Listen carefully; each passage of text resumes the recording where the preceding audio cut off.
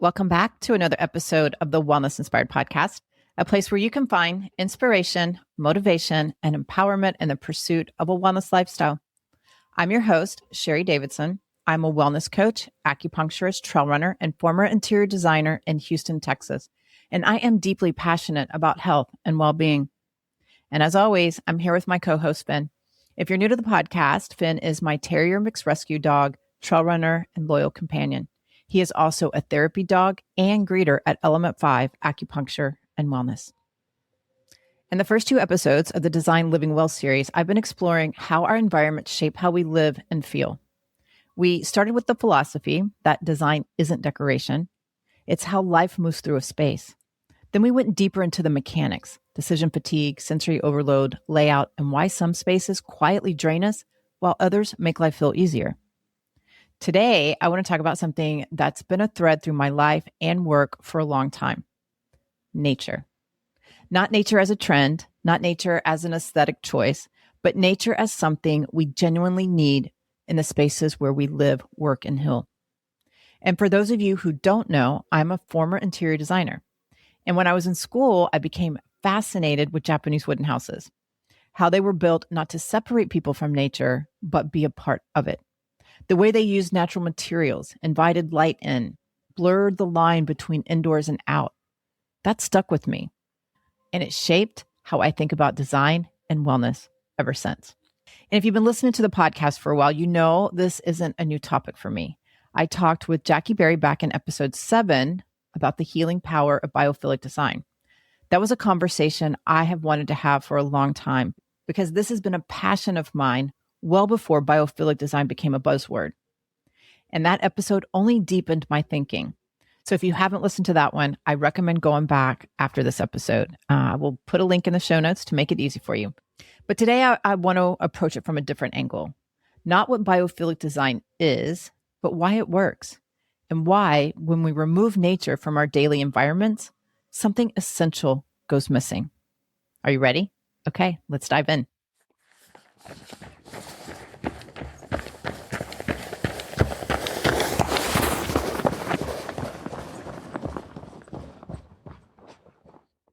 There is a term for the topic today, biophilia. It was coined by the simple. Humans have an innate need to connect with other living things and natural systems. It's not a preference. It's not a lifestyle choice. It's built into us. And when you think about it, that makes sense. For most of human history, we live in direct relationship with the natural world. Our bodies evolved in response to sunlight, seasonal rhythms, natural sounds, and open landscapes. We are wired for nature the way we were wired for connection. But now, most of us spend the vast majority of our time indoors, in sealed buildings, under artificial life, surrounded by manufactured surfaces. And we've normalized that so completely that we don't even notice what's missing until we step outside and something shifts. You feel it on a trail. You feel it sitting by water. You feel it when you walk into a room filled with natural light and living plants. Something in your body settles. Your breathing changes. Your shoulders drop. You didn't do anything. The environment did it for you. That's not imagination. That's biology.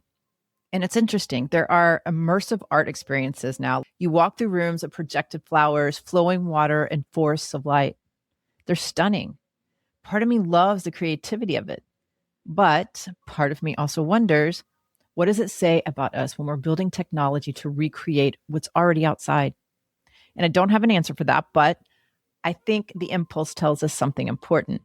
The need for nature is so deep that we'll go to extraordinary lengths to fill it, even artificially. One of the most well-known studies on this comes from Roger Ulrich, an environmental psychologist. In 1984, he published a study in the Journal of Science that changed how we think about nature and healing. He looked at surgical patients recovering in the hospital in Pennsylvania. Some had rooms with windows facing a natural setting, trees with full foliage. Others had rooms and windows facing a brick wall. Same surgery, same hospital, same care. The patients with the view of the trees recovered faster. They needed less pain medication. They had fewer negative notes from nurses, and they left the hospital sooner. Just a view, not a walk in the forest, not a meditation retreat, a window with trees. Imagine that. The study is over 40 years old now, and it's still one of the most cited pieces in research in environmental psychology because it confirms something we intuitively know, but rarely act on. Nature isn't a luxury, it's a healing resource.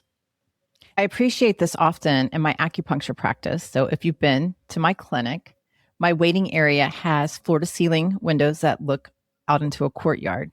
When patients arrive before they get called back to the room, they're sitting in natural light with a view of the sky, trees, and green. And in the treatment rooms, I have images of trees and plants on the wall. None of that is accidental. I designed it that way because I know from research and from experience that what a person sees while they're receiving care matters. It's not just about making a space look nice. It's about creating the conditions for the nervous system to let go. When someone walks in and the first thing they encounter is natural light, living greenery, and a view of something alive, the body starts the process of settling before the treatment even begins. That is biophilic design and practice.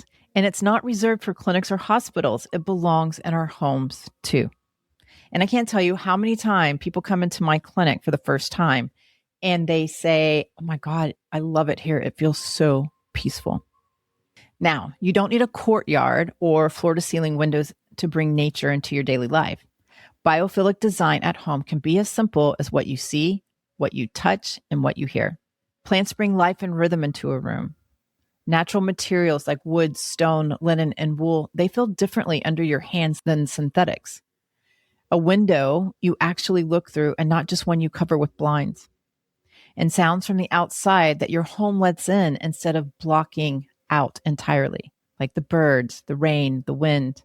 Now, real plants are ideal. They grow, they change, they respond to seasons. They bring actual life into a space. But I also want to be honest, and not everyone can maintain live plants. Maybe you travel a lot. Maybe your light isn't great. And the research actually shows that even images of nature and high quality representations of natural elements have measurable calming effects. Not as strong as the real thing, but not nothing. So if a faux plant or a photograph of a forest is what is realistic for you right now, it's still worth doing. These aren't design upgrades. They're invitations for your nervous system to remember what it already knows, that you're part of the natural world, not separate from it. And here's what I find most interesting. People often feel better in spaces with natural elements without even knowing why. They'll say a room feels calm or warm or grounding, and they can't quite explain it. For my clinic, it's calm and peaceful.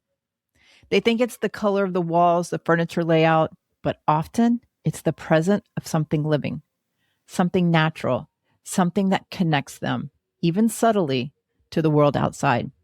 And research has also shown that wood, believe this or not, wood that shows its grain can actually relax the autonomic nervous system. That's not about style. That is a physiological response to a natural material. I experience this in a different way when I move outdoors. Trail running is a huge part of my life. And if you've been listening, you probably already know that. But one of the reasons I keep coming back to it, beyond the challenge, beyond the adventure, is what happens to my nervous system when I'm out there, surrounded by trees, breathing unfiltered air, moving over uneven ground, and hearing nothing but wind, birds, and my own footsteps. And of course, sometimes my friends chatting. It's a full sensory reset. And I come back from a trail run feeling different, not just physically tired, but mentally clear. Calm in a way that an indoor workout doesn't quite match. But it's not just trail running. I run with friends at Memorial Park regularly. And even that, being outside together in green space, changes the quality of the experience. I also work out at an outdoor gym. Well, it's called the Preserve, and it's an indoor gym, but they also have an outdoor gym. And this is where I do weight classes. And I notice a difference. The same workout feels different when there's a sky overhead, when there's a breeze, and when you're not under fluorescent lights. It's not just about exercise. It's about where the exercise happens. That's nature doing what it does, regulating us, reminding our bodies of the rhythm that existed long before screens and schedules. And that rhythm matters. Nature doesn't just move at one speed. I love this about nature. It shifts. Morning light is different from afternoon light. Spring energy is different from winter energy. The natural world gives us permission to slow down, to shift with the seasons, to not be the same every day. And when we bring natural elements into our homes, we're bringing a little of that rhythm with us. A plant that grows and changes, light that moves through a room, and materials that age and weather. These things are alive in a way our manufactured environments are not. And that aliveness, even in small doses, is regulating. This connects to everything we've been talking about in this Design and Living Well series. In the first episode in the series, I said that ease is a form of care. In the second episode, we talked about how space either supports us quietly or works against us. Nature is one of the most powerful ways a space can support you because it works at a level beneath your conscious awareness. You don't have to think about it. You don't have to practice it. You don't have to be disciplined about it. You just have to be near it. And that's what makes biophilic design so relevant to wellness. It's not another thing to do. It's a condition that supports everything else you're already trying to do. Sleep better, feel calmer, think more clearly, and move through your day with less friction. Nature doesn't just ask you to perform. It just invites you to settle. So here's what I'd invite you to notice this week. Where does nature already show up in your home? Where is it completely absent? And what would it feel like to add one living thing, one plant, one view, one natural texture to a space you spend time in every day? This could be at work too. You don't need to redesign anything. You just need to let a little of the outside in because nature doesn't belong outside our homes. It belongs inside them. And when we make room for it, something in us remembers how to rest.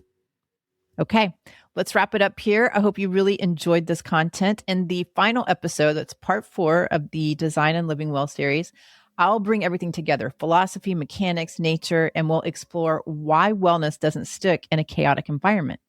If you've ever wondered why the calm you feel in one place disappears the moment you return to another, that episode is for you. All right, everyone, I will see you next time and have a wonderful day.